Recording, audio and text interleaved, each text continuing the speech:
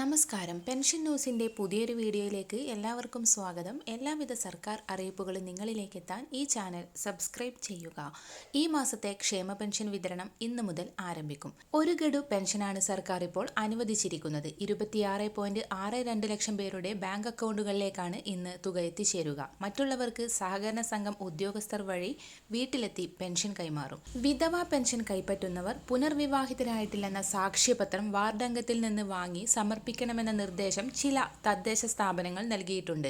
ഈ സർക്കാർ വന്ന ശേഷം 33,000 കോടിയോളം രൂപയാണ് ക്ഷേമ പെൻഷൻ വിതരണത്തിനായി അനുവദിച്ചതെന്ന് KN ബാലഗോപാൽ അറിയിച്ചു. സാമൂഹിക സുരക്ഷാ പെൻഷൻ പദ്ധതിക്ക് ആവശ്യമായ പണത്തിന്റെ 98% സംസ്ഥാനമാണ് കണ്ടെത്തുന്നത്. 2% മാത്രമാണ് കേന്ദ്ര വിഹിതം. 62 ലക്ഷം ക്ഷേമ പെൻഷൻ ഗുണഭോക്താക്കളിൽ 5.88 ലക്ഷം പേർക്കാണ് ശരാശരി 300 രൂപ വരെ സഹായം കേന്ദ്ര സർക്കാരിൽ നിന്ന് ലഭിക്കുന്നത്.